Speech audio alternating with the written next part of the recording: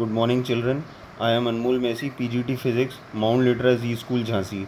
Children, in my previous video, we have discussed about electric field and what electric field exactly is and how electric field is calculated.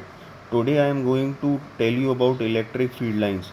These lines actually represent electric field. अब actually electric field का magnitude कितना है, कहाँ वो strong है, कहाँ week है, उसका डायरेक्शन क्या है, एज वो एक वेक्टर क्वांटिटी है, बहुत सारी चीज़ें हैं। तो किसी स्पेस में अगर मैं इलेक्ट्रिक फील्ड को रिप्रेजेंट करना चाहता हूँ तो कैसे करूँगा? तो for that we use electric field lines. इस टॉपिक का नाम है इलेक्ट्रिक लाइंस ऑफ फोर्स और electric field lines. And how you are going to define it? These are imaginary lines which represent real electric field.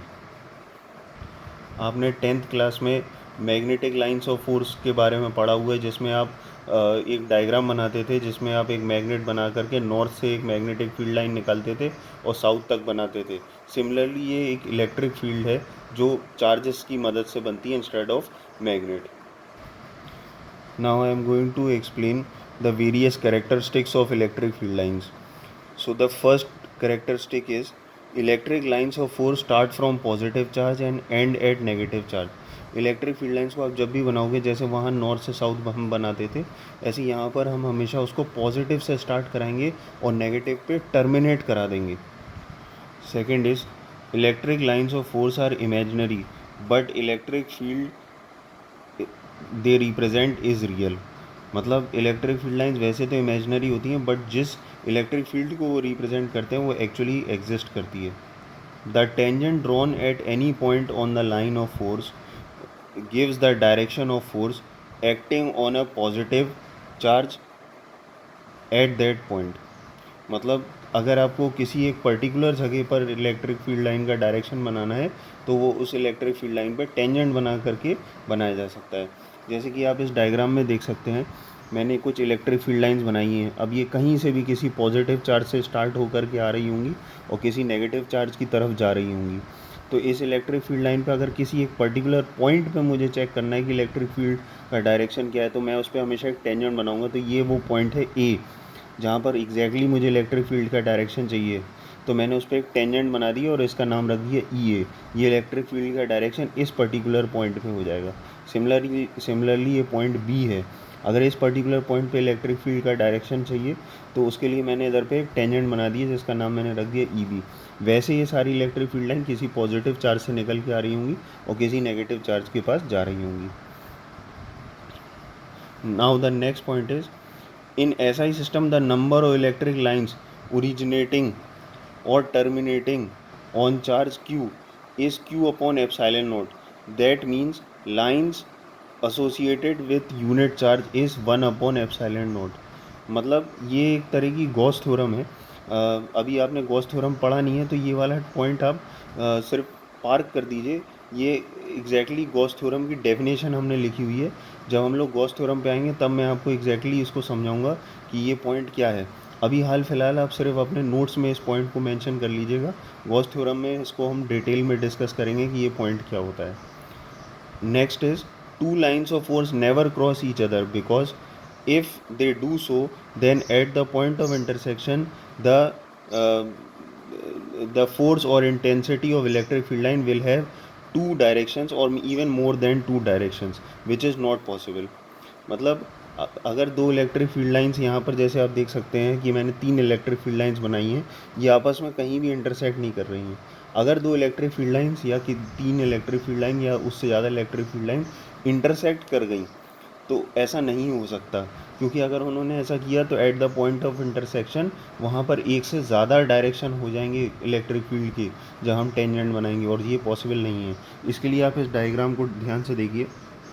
ये green वाली दो electric field lines हैं जो आपस में इंटरसेक्ट हो गई. अगर ये इंटरसेक्ट हो गई तो यहाँ पर मैंने ब्लू से दो टेंजेंट बनाए हैं. तो इस पॉइंट ऑफ इंटरसेक्शन पर यहाँ इलेक्ट्रिक फील्ड के दो डायरेक्शन हो गए जो कि पॉसिबल नहीं है. इसलिए दो इलेक्ट्रिक फील्ड लाइंस कभी भी इंटरसेक्ट नहीं कर सकती.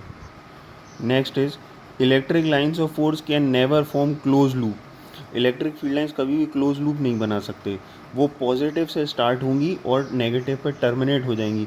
They can not form close loop. तो आप जैसे कि यहाँ एक डायग्राम में मैंने इसको एक्सप्लेन किया, आप देख सकते हैं कि ये एक यहाँ पर इसने क्लोज लूप बनाया हुआ है, ये पॉसिबल नहीं है, नॉट पॉसिबल। हाँ, ये पॉसिबल हो सकता है कि पॉजिटिव से इलेक्ट्रिक फील्ड लाइन निकली और नेगेटिव पे जा कर के टर्मिनेट हो गई।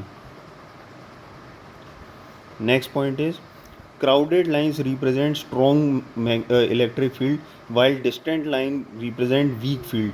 अब इसका मतलब क्या है, अगर किसी जगह पर इलेक्ट्रिक फील्ड लाइंस बहुत पास पास होंगी तो इसका मतलब वहाँ पर इलेक्ट्रिक फील्ड बहुत ज़्यादा स्ट्रॉन्ग होगी, और अगर इलेक्ट्रिक फील्ड लाइंस दूर दूर हुई तो इसका मतलब वहाँ पर इलेक्ट्रिक फील्ड की जो स्ट्रेंथ है वो वीक है। ये मैग्नेटिक फील्ड में भी होता था, वहाँ भी हमने पढ़ा हुआ है कि जैसे पोल्स के पास मैग्नेटिक फील्ड लाइंस बहुत पास पास होती हैं तो वहाँ मैग्नेटिक फील्ड बहुत स्ट्रॉन्ग होती है, और जैसे जैसे अपन दूर जाते जाते हैं तो वो मैग्नेटिक फील्ड लाइंस आपस में थोड़ा डिस्टेंट होती जाती हैं। इसका मतलब उनके बीच में जो गैप आ रहा है वो ये रिप्रेजेंट करता है कि वहाँ मैग्नेटिक फील्ड वीक है।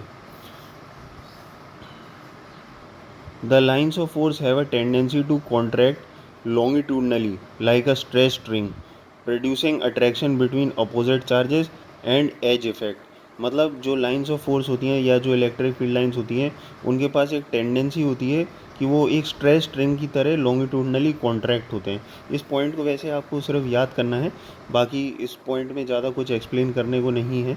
वो तो इलेक्ट्रिक फील्ड लाइन की प्रॉपर्टी है कि जो इलेक्ट्रिक फील्ड लाइन जब ट्रैवल कर रही होंगी तो वो एक स्ट्रेच स्ट्रिंग की तरह मतलब आपको दिखाई देंगी, या एक स्ट्रेच स्ट्रिंग की तरह आपको बिहेव होती दिखाई देंगी। Next is the electric field lines repel each other transversely and this is the cause of repulsion between the two similar charges. जैसा कि आप इस डायग्राम में देख सकते हैं 9th वाले पॉइंट में कि एक पॉजिटिव चार्ज से जब इलेक्ट्रिक फील्ड लाइन निकलती है और नेगेटिव तक जाती है तो यहाँ पर 1 2 3 4 5 मैंने 5 इलेक्ट्रिक फील्ड लाइंस बनाई हैं, लेकिन वो 5 इलेक्ट्रिक फील्ड लाइन सीधी सीधी नहीं जा रही हैं, वो आपस में एक दूसरे से रिपेल हो रही हैं। तो उनका रिपेल होना भी ज़रूरी है, क्योंकि अगर वो रिपेल नहीं होंगी तो आपस में इंटरसेक्ट हो जाएंगी, और प्रीवियस पॉइंट में मैंने आपको बताया था कि they can not intersect each other. ये देखिए एक और डायग्राम है, इसमें आप देख सकते हैं कि मैंने 2 पॉजिटिव चार्ज लिए, तो यहाँ से एक इलेक्ट्रिक फील्ड लाइन निकली, यहाँ से एक इलेक्ट्रिक फील्ड लाइन निकली, लेकिन ये दोनों आपस में इंटरसेक्ट नहीं हुई, ये आपस में एक दूसरे से रिपेल हो गई क्योंकि वो इंटरसेक्ट नहीं हो सकती। 10th point is the electric line of force do not pass through a conductor as electric field inside a conductor is zero। एक कंडक्टर के अंदर इलेक्ट्रिक फील्ड हमेशा ज़ीरो होती है। अगर आप किसी इलेक्ट्रिक फील्ड के अंदर एक कंडक्टर के अंदर इलेक्ट्रिक फील्ड को पास कराओगे तो वो पास नहीं हो सकती। एक कंडक्टर के अंदर इलेक्ट्रिक फील्ड की वैल्यू हमेशा ज़ीरो होगी। ये वाली बात अभी आप याद कर लीजिए, आगे हम कुछ डेरिवेशंस करेंगे, जब इसको आप और अच्छे से समझ पाओगे कि ये कैसे होता है तब मैं आपको डायग्रामेटिकली और अच्छे से समझाऊंगा कि ये कैसे होता है। अभी फ़िलहाल सिर्फ इस प्रॉपर्टी को आप याद कर लीजिए। 11th point is electric lines of force start and end normal to the surface of the conductor और चार्ज बॉडी। मतलब इलेक्ट्रिक फील्ड लाइन कहीं से भी जब निकलेगी तो वो उस सरफेस के नॉर्मल निकल